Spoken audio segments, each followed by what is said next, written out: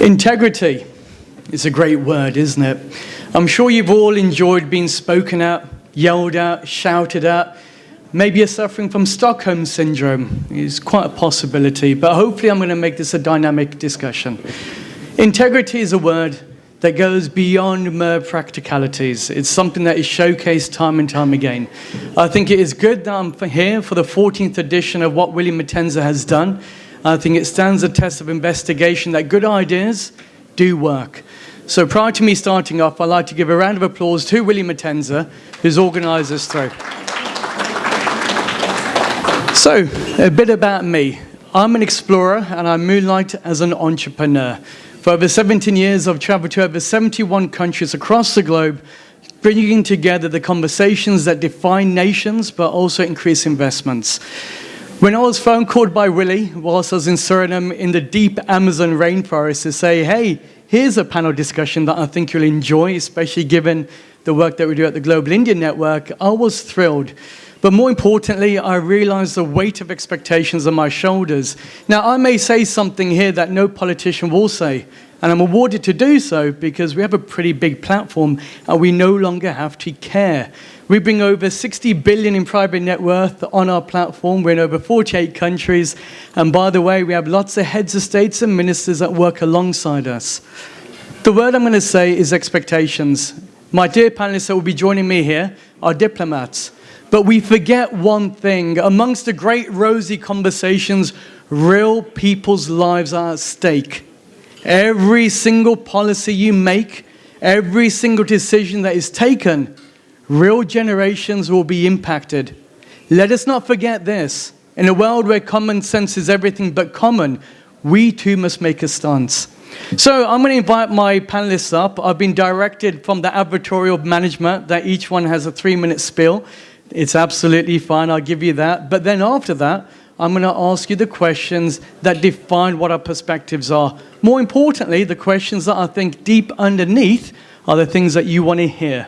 So my panelists are, and they included, please come up, is Ambassador 𝗿𝗂𝗺𝗶𝘀𝗲 from Tanzania. I'm going to do this as a karaoke machine.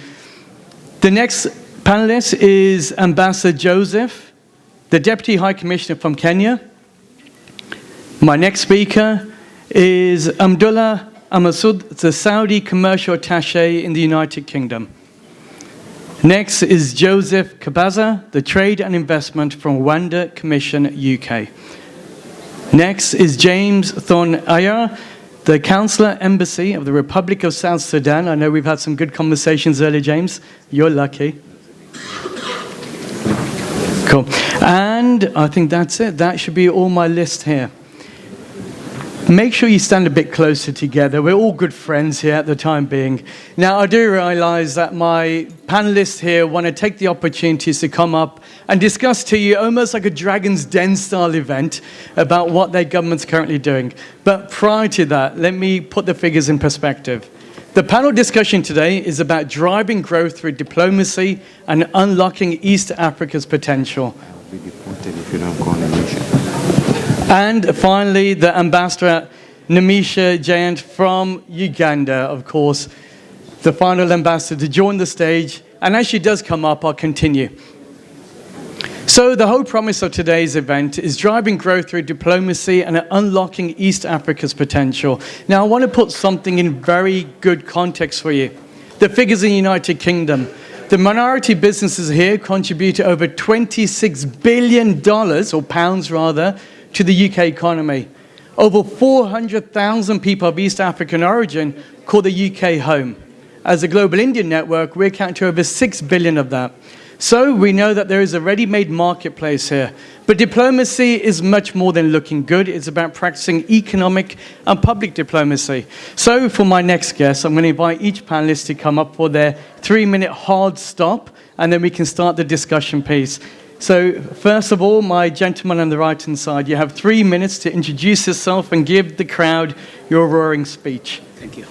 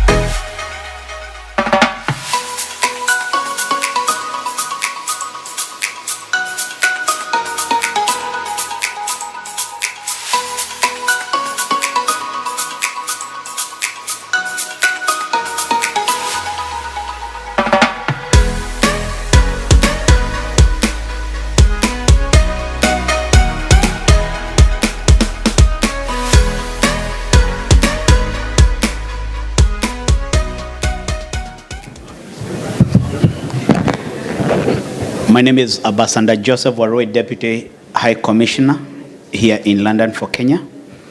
I'm here just to speak about Kenya positioning herself to attract investors. Honorable ministers, high commissioners, government representatives, and distinguished guests. It is my great pleasure to join you today at this summit. Kenya is situated at the heart of East Africa, offers a strategic entryway to one of the fastest growing regions in the world. Kenya boasts of the following advantage among others. Robust economic growth has been maintained with commendable economic growth trajectory with an average annual GDP growth rate over 5% in the recent years. Diverse economy with thriving sectors such as agriculture, manufacturing, tourism, finance, and technology. Strategic location with thriving sector such as, at the gateway to East Africa with access to over 250 million consumers in East Africa Community, EAC, and the larger Africa market through the African continent free trade area for market expansion. Investment-friendly policies has been enacted to attract and protect foreign investment, including tax incentives, streamlined regulatory procedures, and guarantees against expropriations, ensuring a conducive environment for business growth and profitability. Infrastructure development with significant investment in transportation, energy, telecommunication, and urban development projects, ongoing expansion of ports, roads, railway, and airport to enhance connectivity and facilitate movement of goods and people. Also, Kenya has youthful and educated workforce, comprising young and dynamic workforce with a large percentage of the population under the age of 35, and skilled professionals in various fields, offering investors access to talented labor pool. Kenya presents an array of lucrative investment opportunities across diverse sectors, each with its substantial market growth. These include technology and innovation, renewable energy, agriculture and business, financial services, infrastructure development, healthcare services, road, real estate and construction, export-oriented industries, tourism and hospitality, green bonds and sustainable finance, mining and mining. Kenya has pursued various strategies in attracting foreign investors and stimulate business growth. Ladies and gentlemen, because of time, there is a lot we can talk about Kenya, but Kenya is the gateway of East Africa. Thank you. Thank you. Ooh.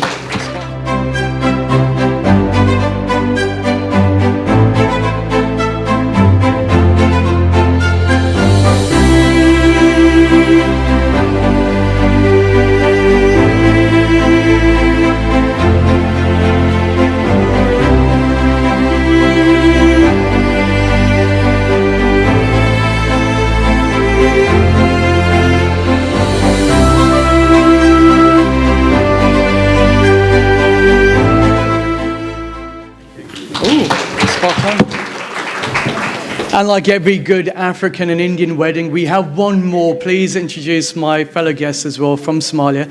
Please come up on the stage as well. Now, I understand that there's another person that would like to make a quick speech prior to us commencing. You're nodding your head there with assurance. Why don't you come over? You got your 3 minutes. My clock is here. So mind you, if you go over 3 minutes, you will get a hard stare. So for the court and jury, you can see there is a timer here. He is a man of integrity, is he not? Of course he is. So he will stick to the timing. Of course he would. There you go. Your 3 minutes starts now. Excellencies, distinguished ladies and gentlemen, good evening. This presentation normally takes 2 hours, but I'm going to give it in 3 minutes. Allow me to start. The previous speakers talked about, if you have success stories, shout them out. Let me just shout these stories on Rwanda. Rwanda is the sixth fastest growing economy in Africa. I think Uganda is ahead of us on that. And we are the safest country, fifth safest country in the world. Lowest ratio of corruption. There is zero corruption or zero tolerance policy in Rwanda. We have a business-friendly environment. We are a regional platform for IT, and we are an IT-ready state. That is the success story. How did we get there? I think what it calls for every country is just to set the basics right. And I thank the honorable speakers and the previous speakers from Uganda, what they talked about, not only Uganda, but entire region, and making reference to Rwanda in some cases. And what Rwanda did was to set up policies and institutions that create a big, good, friendly environment for business. And there we rank one of the best countries where it is easy to do business. Second is to enact policies that are business friendly and setting up appropriate institutions. In Rwanda, you will hear of an institution called Rwanda Development Board. That is your gateway into Rwanda. You want to know about business opportunities, information about business, having your business registered, it is all in one-stop shop in Rwanda. And entire process takes less than 6 hours, and you have your registration certificate. Ladies and gentlemen, there are quite a lot of opportunities for investment in Rwanda. I will just say the headlines. If you want the details, you come to me later. There is in manufacturing, especially light manufacturing, in mining and quarrying, we have agriculture and agro-processing. I can't agree more with the previous speakers who talked about value addition. In BPOs and ICT, in knowledge and education, in finance, in tourism, in housing, and in real estate, in infrastructure development, in energy and water, plus many more. If you want details on this, I will get in touch with you later. The biggest challenge on our economies has always been size of the market. I thank Uganda and the President of Uganda for his lead in creating active and operational regional economic blocks. So the East African Community, COMESA, and Africa are providing good opportunities for business people in the region. You may ask, how do you get in Rwanda? We have a direct Rwanda air flight from London to Kigali. Meanwhile, as we wait for Uganda Airlines to start, don't hesitate to use Rwanda Air. And it flies every day of the week. So you are welcome to Rwanda and continue to Uganda. Thank you so much.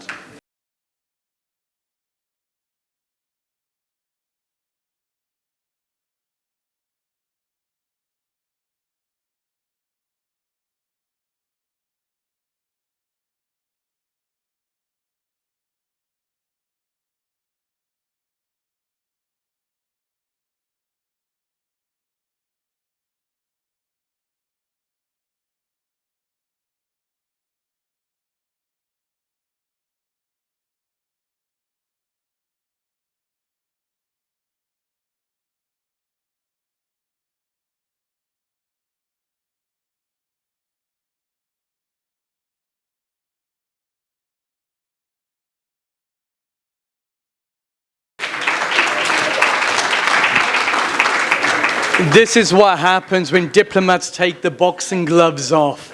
Now we're noticing it. Now I know that there's another person that'd like to give their speech to the crowd. Is there any other takers? James, I can see you smiling at the end. Done. You don't need a visa to Rwanda, by the way.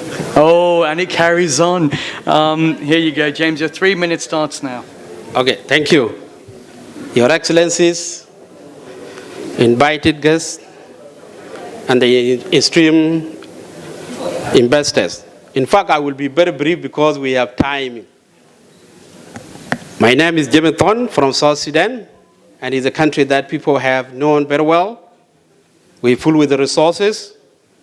South Sudan is a country that I may call it, at the moment, that is a part of Garden of Eden, which is still Bajan, still fertile. It's a country we have agriculture, and agriculture, we have River Niles, which it comes through Uganda, and it passed there. We have a very big swamp. We have a fish. So if you are interested, those who like fish so much, you go and you make a good for tilapia. We have even catfish. And also we have mining, which is called energy. In South Sudan, when you see, you will be very happy to see mining. And we have the ministry. We can hire you, those who have interest on that.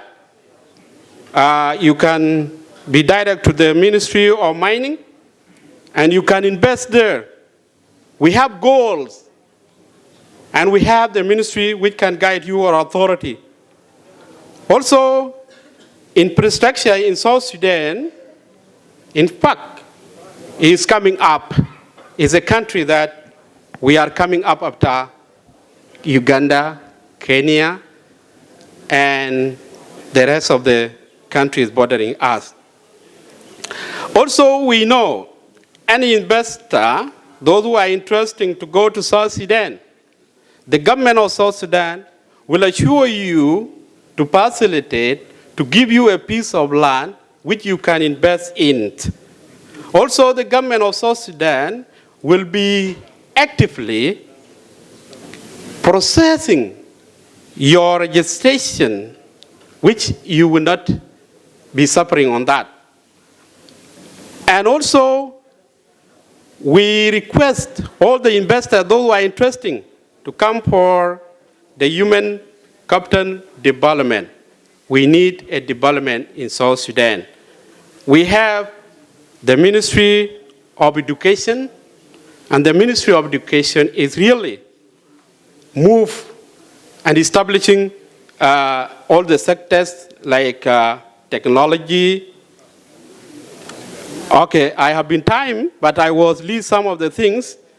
But to make it short, we have oil in South Sudan and gas, and we have 14 blocks, and the operating now is less than that. So we welcome investors, those who are interested to invest there. We will facilitate for you, and thank you for your kindness. Good.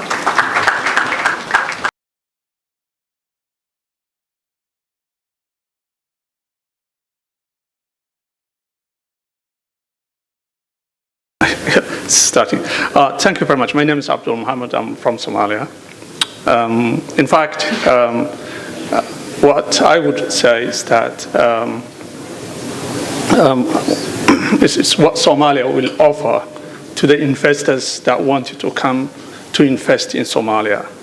Somalia current government, which is pro-business, will offer a number of incentives for whoever wanted to invest in Somalia. In fact, the bottom line of investment is a profit, and profit is the people who are willing to take risk. Of course, Somalia is not same like Uganda or Kenya, where there's stability.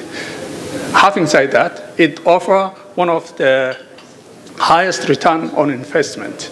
So if you are pro-business, if you want to get high return, if the return my neighboring countries are offering is not good enough and you want to get more, then you're welcome to come to my country.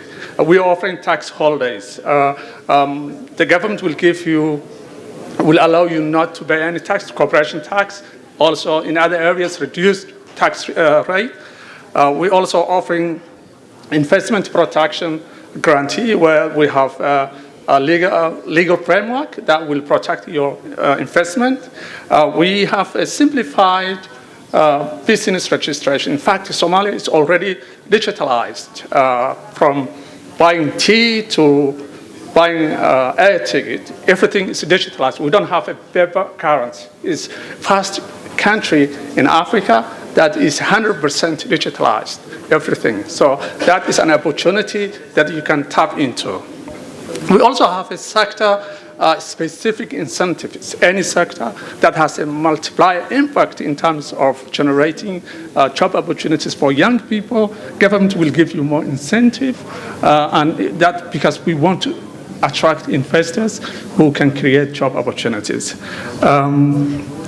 We, Somalia, like our neighbors, so Somalia, the opportunities for investment is limitless. Every sector, everywhere, everything needs an investment, whether it's infrastructure, telecommunication, fishery, everywhere. Just finish it. Somalia being the last addition to the community, it has brought a lot of opportunities. 3,300 coastline, fisheries, maritime resources. And we wanted investors who are willing to take risk. After all, risk is the people who are willing to take a profit is the people who are willing to take a risk. So please, come and invest in Somalia. Thank you very much. Thank you.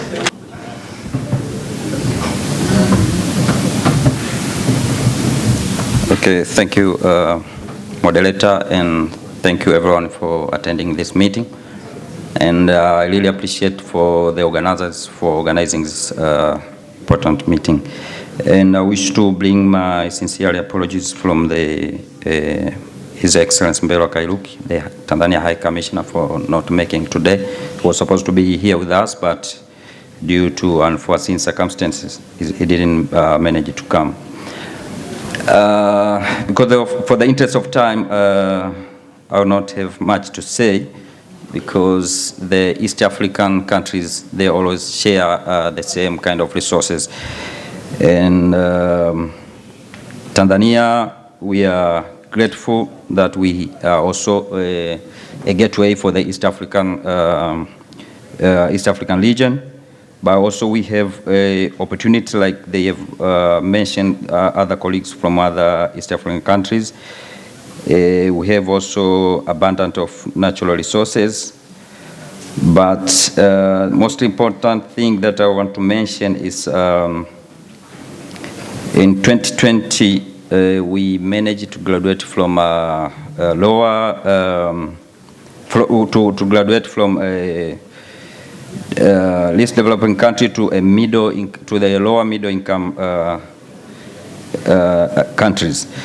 So our GDP has been growing up for an average of 6% per annum, and this is because of the strategies and commitment that our government and the people of Tanzania have been putting forward. In terms of business environment, we have tried our best to improve the regulatory framework, and we have been engaging various stakeholders, including investors and local business people, to try to listen to them and to make a good, conducive environment for business. Ladies and gentlemen, we also supposed to talk about the diaspora. We have also been, we appreciate the support that we have been receiving from the diaspora community. They've been helping our country in terms of expertise, knowledge sharing, and they've been working with us in various sectors, in agriculture, in education, in health, and they've been our gateway with the rest of the world. Ladies and gentlemen, I don't have much to say. I think I will end up here for the interest of time. Thank you. Tanzania is offering the best opportunity for investors to thrive. Welcome to Tanzania, the land of opportunity. The United Republic of Tanzania, the land of the Kilimanjaro, the Serengeti and Zanzibar, is strategically located as a gateway to East Africa and the African Great Lakes region. A rising star, Tanzania is a middle-income country that has averaged 7% economic growth over the last decade. It has a population of about 60 million, the majority of whom are young and economically active, and part of a rapidly growing middle class. Accessible through the Indian Ocean, Tanzania connects to 6 landlocked countries. It also offers access to a sizable market of about 177 million people in the East African community and 350 million people in the SADC region.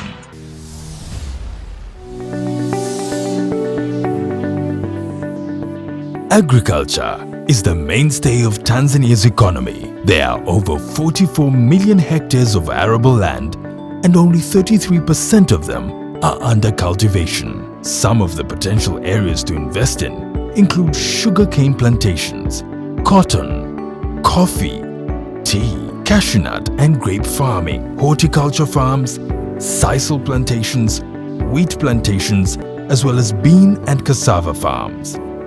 One can also invest in the processing of these crops for export.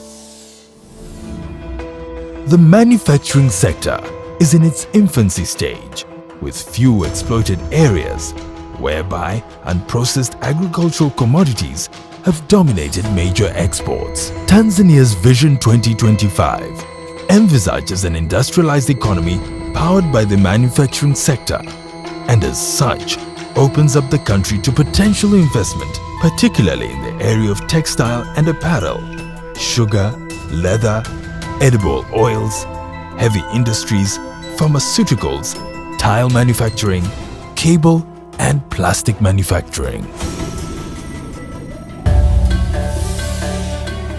A 1,424-kilometer long coastline, including 3 large lakes, presents a virtually untapped opportunity in fishing. Opportunities lie in deep-sea fishing, fish farming, fish processing, and supply of fishing gear, just to name a few.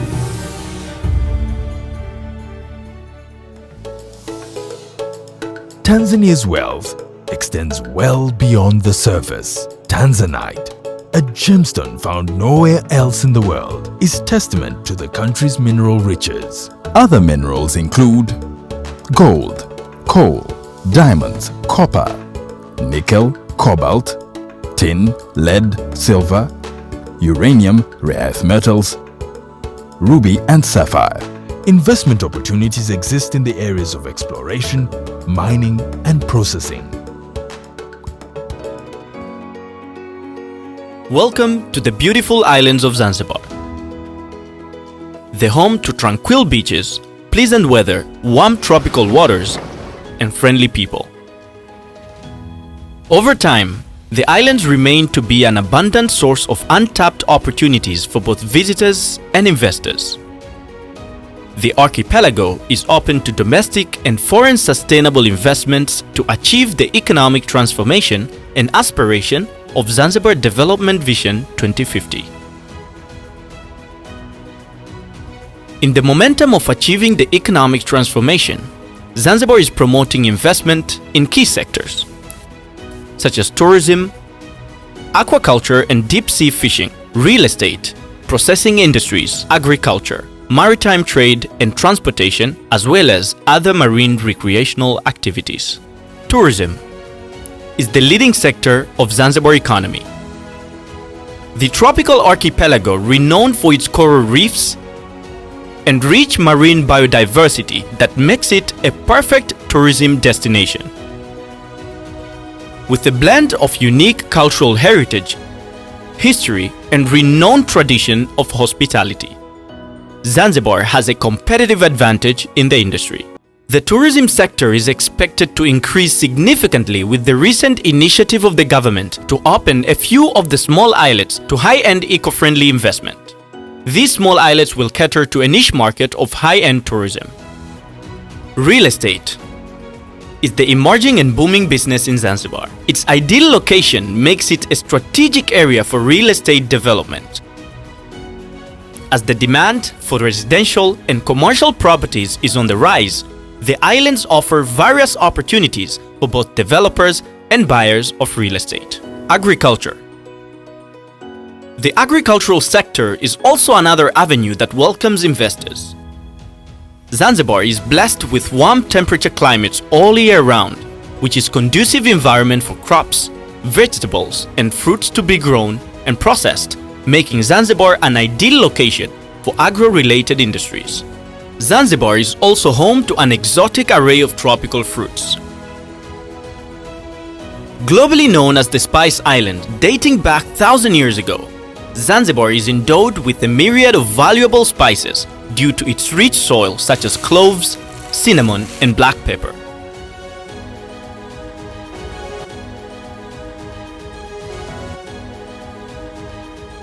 Come and invest in Tanzania. Thank you. So now we begin. Now let me start this off with something very simple. Conversations of absurdities will create real-world atrocities. We've seen that right the way across the globe, from wars through to economic hardship, through to poverty. The list is endless, and the role of diplomats is constantly changing, as we'll soon find out. They tender a very soft role. Not only do they have to appease you, the business community, not only do they have to appease their governments, but they also have the weight and burden of the public court of opinion. So as we start off this panel, that is totally unscripted, on purpose, I'd like to start off with our guest from Saudi Arabia, because it is rather interesting, in a world where we see non-traditional partnerships, how does Saudi Arabia see East Africa as a unit, as a partner in progress for a nation that for some may say doesn't need East Africa? Okay, thank you so much. It gives me a great pleasure indeed to be here representing my country, Saudi Arabia. And Mr. Moderator, if you allow me to start with Saudi Arabia, since 2016 had embarked into a transformational phase aiming to diversify the economy and to move away from oil as a single source of, or the major, I mean, it's still the major contribution to the economy, but we are trying to unleash other sector. So with this direction, this has opened up actually opportunities in various sectors in the KSA. For instance, tourism, services, industry, petrochemical, renewable energy. But not only this, Saudi also is after opportunities in other parts of the world. So with its sovereign wealth fund, we're after also an opportunity in other part of the world. And Saudi Arabia is considered Africa and East Africa as a region with a great potential. As a result, there has been more focus toward looking up opportunities in that part of the world, open and establish a channel, trying to creating a platform for business people to collaborate, to exchange opportunities. In fact, there also been increase in the existence of trade office for investment attraction, for investment promotion between the two countries. So East Africa is a dear region to KSA, and we are looking really forward to maximize and increase investment and collaboration between KSA and I guess the question is, it's why in particular East Africa? You have over 194 countries that Saudi Arabia can build relationships with. East Africa in particular, place for most people when they look at it from the UK perspective, is one that is fraught with hardship. Often what we forget is in this non-aligned movement, countries like Saudi Arabia can be best friends there. But what have you seen as a member of the ambassador staff in the UK, from your compatriots from East Africa, that gives you belief that East Africa can actually do something? Well, I believe it's, I mean, the growth in this part of Africa is higher. I mean, it's more stable. It's also near in terms of a geographic location. I think it's also culturally is closer to KSA. So, I mean, this gives it a strategic importance, this part of Africa. Oh, there we go. So, Namisha, coming to yourself as ambassador for Uganda, and I'm privileged to have met with you a few times before, what is the biggest misconception people have about the role of an ambassador for a nation, especially in the UK? because there's a burden of expectation on your shoulders. One is to open up the marketplace for Ugandan products. Second one is to deal with people's visas and passports.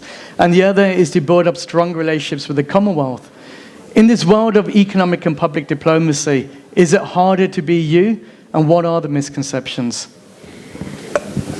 Thank you. First of all, I'd just like to thank Rajan. He's been quite passionate about Uganda and the countries in the region, so thanks for all that.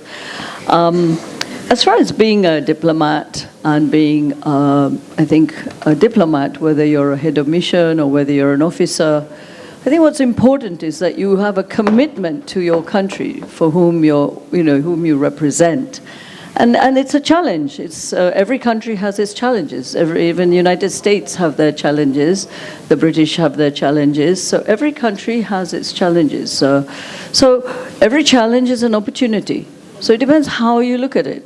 It's an opportunity to do good for the two nations. It's an opportunity to do good for the people around you and for the people that work with you and for whom you want to attract into your country and get them to come. Why is it that everybody longs to go to America? But now you find a lot of people don't really long to go to America. They rather long to go to China or India or Europe or Saudi Arabia or Emirates, So I think these are opportunities rather than a burden. I actually don't take it as a burden at all. I find it's an honor to represent my country, the trust the people and the government and the president have in me.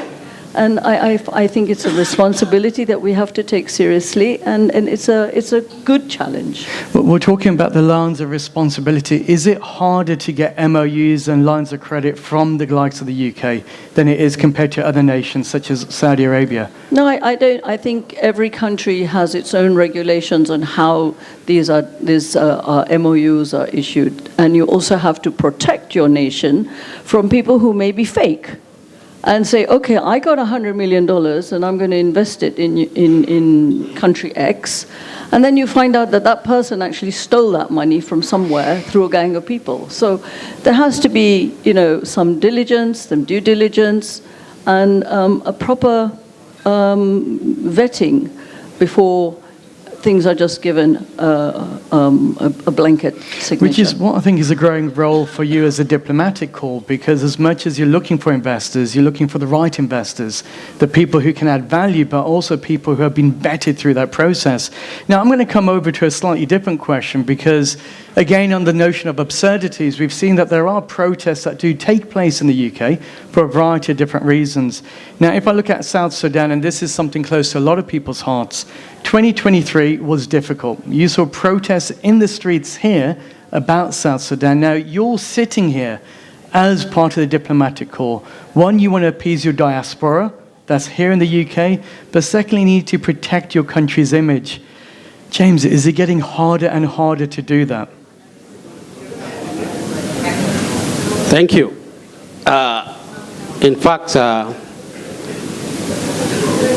any country, it has its own problem. And to manage a human being, it's not simple. It needs laws to be set. The government of South Sudan and the government of UK, they have to have a bilateral relation whereby they will have interest on economic building, and also they have interest on a developmental issues which we can be shared by both countries. Back to what you have said, if people are making protests here, and I am here, I have to know what is the cause of the protest. And it should be addressed diplomatic. It's not a violence. Protest is somebody express idea, what is so or what he sees is wrong. But as a government, will intervene by addressing that issue, what I am talking about. I have seen protest is not an issue that is really become a hard thing. It's something that guides you. So as a government representative, I have seen it is an issue that two countries where the people are protesting, maybe in UK, for example. So we have to make a bilateral relation by coordinating what is the problem. And if it is a problem at home, then the government is at home sitting there. You will address it accordingly. I was going to say, if I push the question over to Joseph, when we have a look at countries like Rwanda, it's a similar process. Rwanda's economy has done incredibly well. It's even when I'm in the Caribbean and people speak about the Africa story, Rwanda is the one that everybody cites, not in any competitive way, mind you, either. But is it getting increasingly hard as a diplomatic corps to almost fight a battle on two fronts? One, economically, you're progressing, and people want to see the progress. But the second, you often get players that are almost there to pull you down for every step that you take forward. Thank you. Well, I can say that it is motivating when you see some progress back home. But then it would be kind of condescending, if I would say, if you feel that you are there. So Rwanda has a feeling that it has a very long way to go. And despite any praises, any achievements, we have a feeling that there is a very long way to go. And what motivates us is when we are sure that we are going in a right direction. That is what is important. And talking of competition, we are not competing with anybody. I mean, when we talk of doing the right things, those who want may do. I mean, every country does its own way. But what we do, we have to make sure we are doing the right thing. We are going in the right direction. We don't have to look at, say, are we competing with this one? Are we ahead of this one? No. We are looking at us and we have our own vision. Thank you. I like that. I like the fact that you're saying you're progressing, moving ahead with things. Now, when we look at Kenya, part and parcel, part of your diplomatic mission is to build up strategic alliances. It's not with just those on the stage here, but also other embassy officials across the United Kingdom. In your opinion, are people receptive to build up alliances with Kenya? Or what more can be done to provide Kenya the opportunity to be doing more across the UK and the Commonwealth?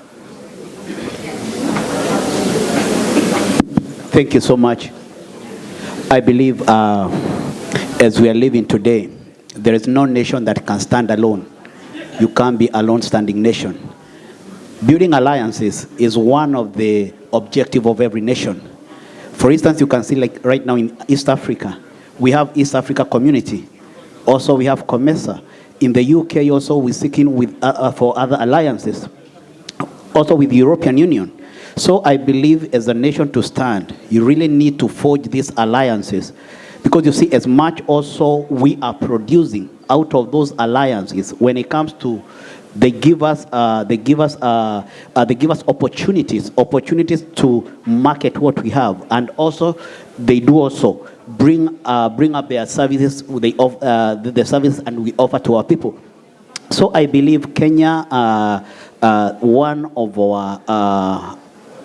our strength is to keep on pushing for these alliances, because we believe as a nation we can't be lone-standing. It is working together. Now I can hear that the noise level is rising up here. All my hearing from many flights have dissipated.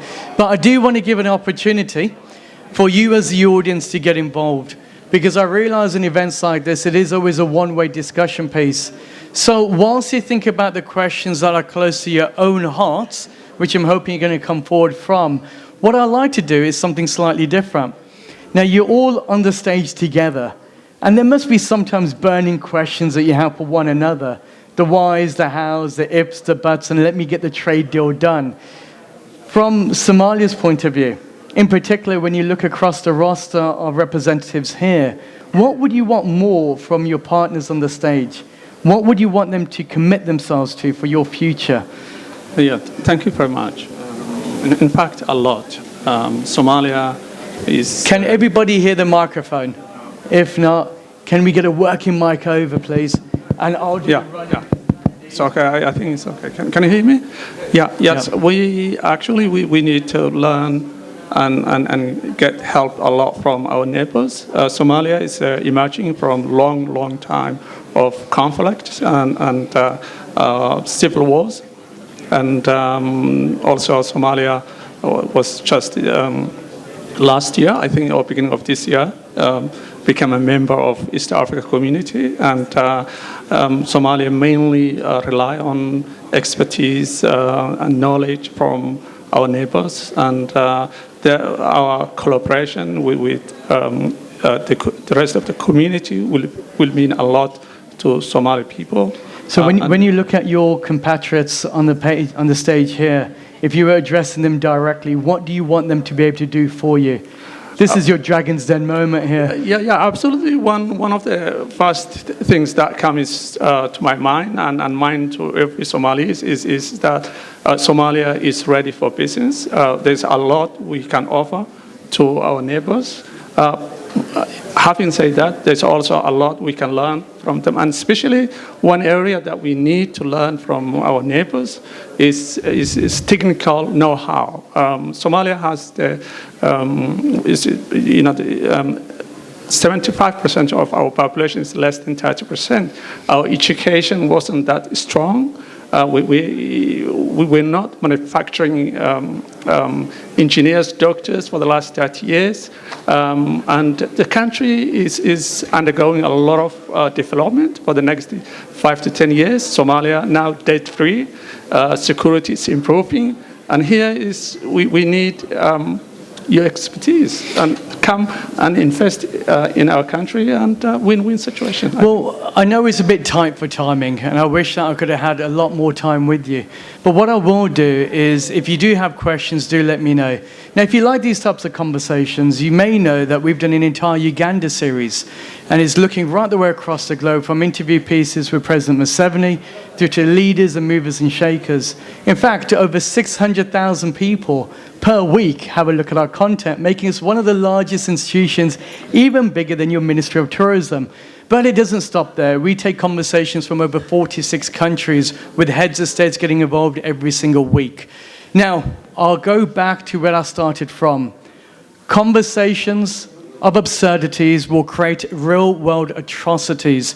I hope, through the course of today's festivities, through the conversations that you've heard, we can go away and realize when we do business, it has real-world impact. It does not just impact our pockets, but it impacts the societies in which we invest in. And as governments, hopefully we take our responsibilities further. As much as it is lovely coming to London and seeing the sights and sounds, every decision that we take will impact an entire generation to come.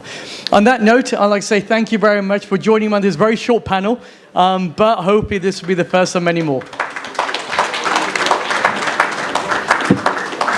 I kept you my timing for you. Perfect. Thank you so much.